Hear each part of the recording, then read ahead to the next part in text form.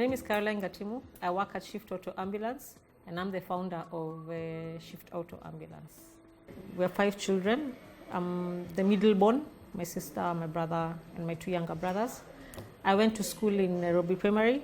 Then from there I went to Pangani Girls, 4 years of course. Then from there I went to DTW Training School, where I trained for automotive engineering. I did that for 3 years. Then I finished in 97. After that, they employed me in the Nissan department, where I worked as a mechanic. I worked as a mechanic for 3 years. After the 3 years, I was promoted to a foreman, where a foreman means you're in charge of 10 mechanics. So you oversee the 10 mechanics and the work that they're doing, and that they're doing it to the satisfactory of as the job should be done. From there, I was promoted again into being a service advisor at the Mercedes section, which is an awesome experience. What that means is I acted as a go-between between the client and the company, such that if the client needed to find out anything about his car that he's brought into the workshop, he asks me, and I have all the information from the workshop to relay to him. Well, at DTW, I got married to one Gatimu Mindo, who is also a mechanic, and that was when I was still a foreman. I was a foreman actually in the Nissan section. So when I was promoted to being a service advisor at Mercedes, I stayed there for about 6 or 7 years. And then during my last year, my 6th year of working as a service advisor, I realized there was a gap in this market that needed to be filled, because customers used to call us and ask us to get their cars from wherever they'd broken down, to bring them to the garage, to bring them to DTW. So sometimes the cars used to take even 2 days to get to the workshop, and I wondered why. I really wondered why. But that's when I went back and we discussed, and we decided let's get a company called Shift Auto. What do we do? Let's get trucks that we can fill this gap, and that's when Shift Auto Ambulance was founded in 2009. So I worked there. When the business was still going on the side, and let me call it a side hustle. Maybe if I'm hired by DTW, I don't know. But anyway, it's a side hustle. So as the big business progressed on and got picking and we got more clients, I realized I could not, it was too overwhelming on my husband. So I decided, let me get out and come and help him. That's when now I got out with, of course, marketing for clients and all. Then we got our second truck. God has been good. We got the second truck, got the third truck, got the fourth. Now we're on the 5th truck in terms of Shift Auto or business, and we're based in Nairobi and Mombasa as well. Now, under the Shift Auto, how we started Shift Auto was we just started by referrals.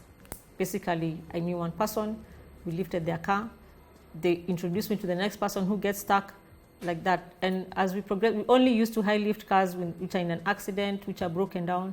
So as we progressed on, we realized also we need to introduce what we call membership subscription, such that you can subscribe to us and you get into an annual subscription where you enjoy some free tours, where there's some services like when you get a puncture, we change your puncture for you.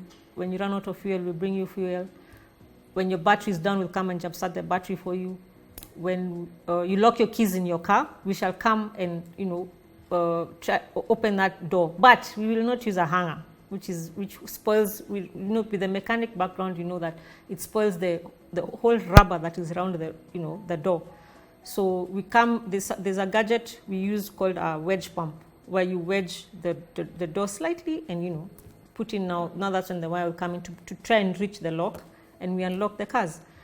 And I also we also do classes twice a year, mostly targeting women, because I felt as a woman, I saw they're suffering because of when lights show on their dashboard, they have no idea what to do. Sometimes it will show either an oil light, a water light, or an engine check light, but they don't know which light to come when it comes on. How do you continue driving? Do you stop? What do I do? So those are the basic lessons I offer and tell you. When you see this light, stop. When you see this one, you can continue to the garage, such that they don't go into panic mode. And the reason also for the membership was so that to make for you to be able to make one call, as opposed to making 5 calls to get to the 6th person who is Shift Auto, you only make one call to us, and we come now and lift your car and take it to the garage. Then after that, you can make your 5 calls when you're safe. We've been in business since 2009, so now it's 10 years.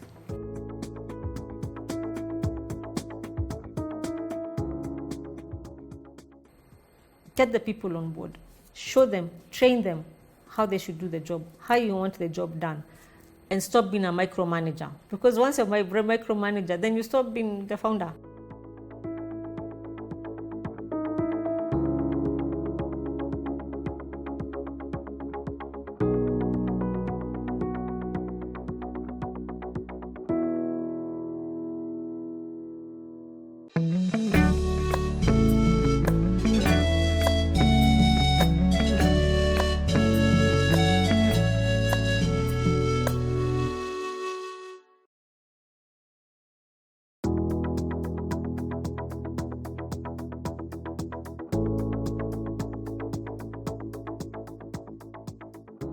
The challenges that we normally face are mostly on accident vehicles.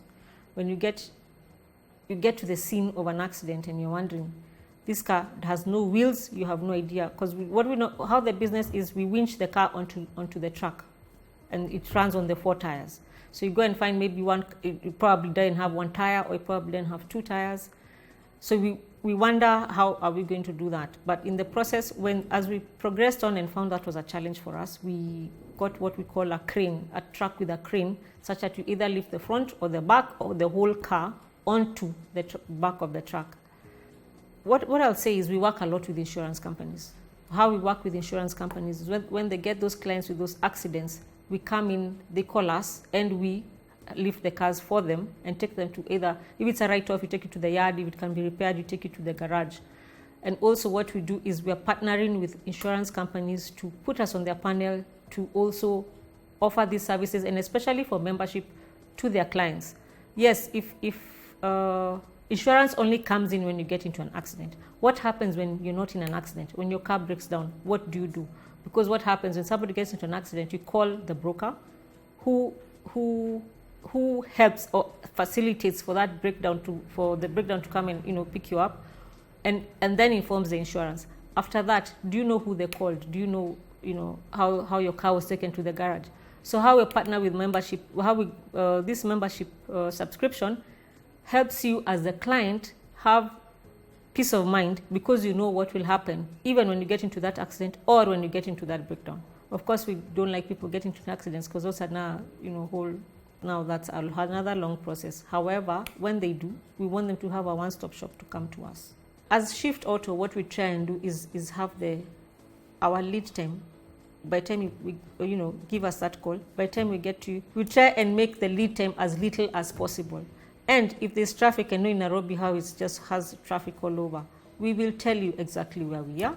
We will tell you how long it shall take to come to you, and we hope we take that as little time as possible to get to you as the client. Because we know your anxiety. We know yes, you have called, but you're still probably anxious, or why you are, it's dangerous. You're not you don't feel safe, so you're wondering what to do. And also what we're doing right now is we're trying to partner with we've partnered with one, we're trying to partner with a few other security firms, where if you get into a breakdown, probably, let's say at night, we can call them for backup, to come just before our crew gets there. We can call them to come and keep you safe, because that's their business, the guardian services. We can call them to come and keep you safe. Then we come now finish up the job of picking up your car and taking it to wherever it is. And we try, what we try and have here is integrity. Because once, you have to tell a client, this is what we're doing, this is where we're at, this is what we shall do. And when we pick up that car, what we do is we do what we call a checklist, just to make sure, if there are any valuables in the car that you may forget, we make sure that you go with them. And the only things that remain in your car are what will be needed at the garage, the jack, the tire, just the necessities of the little, the basics that a car should have. The most essential part of my business is the crew. The crew comes first, because without the crew, even if I have the trucks, what am I going to do? I can't drive all of them. Yes, I know I can drive one when I really have to, but what happens the rest of the day. So my crew is very important, is a very important aspect in my business. What we look for when hiring, first of all, is what's your education background? Why education background in terms of, okay, well, you can get to Form 4 or you can get, it doesn't matter, but what we look for is how can you converse with a client? When we send you out there, how will you be able to communicate with that client? Ours is more or less, it's not written, but ours is more or less like an oral interview, where we'll gauge you by the way you answer and how you will speak with the clients. And also what we do, of course, when we're interviewing for drivers is, of course, a driving license is important. And of course, the correct classes and the legal classes that you should have, you know, when driving, for driving to be able for you to be able to drive that truck. We also, when we get let me call them the co-drivers, the turn boys, we try and encourage them to have licenses so that they do not remain at one position. We try and encourage our staff. When you come in, how will you better yourself in your life? When you come in as a turn boy, the next step you should look at is being a driver. Then from a driver, with the person who is a driver, we try and how will you get to the next step of being a supervisor? You do not have to stay as a driver all your life, you know. You can come and supervise. This is what we call a control room. We need people to be in charge of that control room where the clients call and you now dispatch the calls to our crew so that they're able to dispatch the trucks as and when need be. I thought I would have a lot of time in my hands. You know, when you're employed, you're just 8, 5 out, even sometimes you have extended hours. I thought I would not have a lot of time to myself. Clearly, I don't do that. The first few days, maybe I did, because I forced it down. But as we grew, I realized I do not have that extra minute. I cannot get in that extra hour. What I would do differently in this business is stop micromanaging. Get the people on board. Show them, train them how they should do the job, how you want the job done. And stop being a micromanager. Because once you're a micromanager, then you stop being the founder. And you stop being a founder. By stopping to micromanage, you're also giving your crew the confidence. You're also giving them to feel trusted that they can be able to embark on a job and finish it without anything going wrong.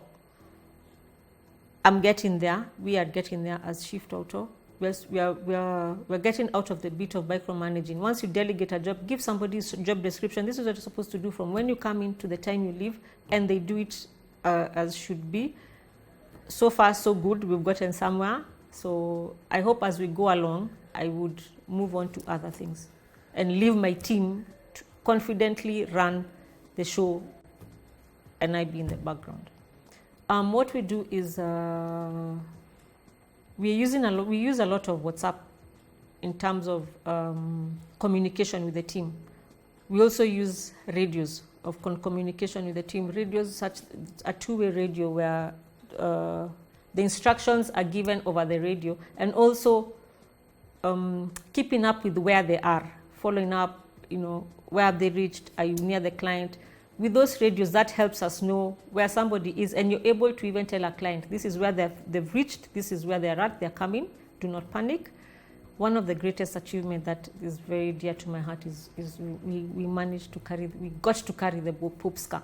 When the Pope had come, I'm sure you all know when the Pope was here, we got to carry his car from when it was being what we call fabrication, because you need to make it in a certain standard for him. The government needs to make sure he's safe, you know, and all that. And we managed we got to transport that car from point A to B.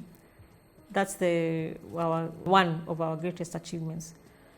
Other achievements, but one of the major achievements that we've done is when we have been able to get a car that has gone down a cliff without having to damage it. Because what we do in this business, we have to be as careful as possible not to damage the car further than it was damaged. And especially when it comes to insurance cases.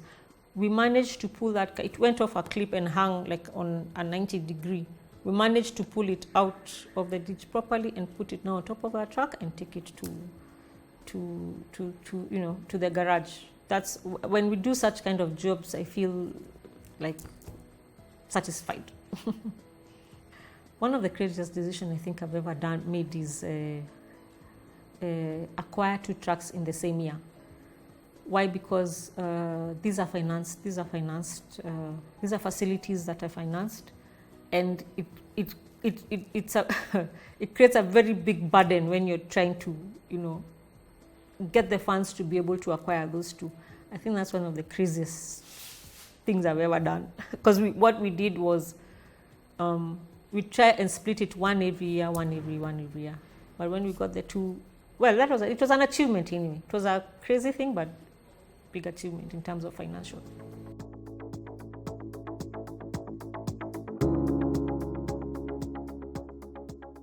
What happens when you when you start rallying and get behind that car, all your adrenaline, the adrenaline that you had put up for the whole week, you're tired from work, it all goes onto that car. But when you come out on this other side and drive on the street, you let the fast drivers go. It's never that serious. You go and behind you, but it's fun. It's a lot of fun.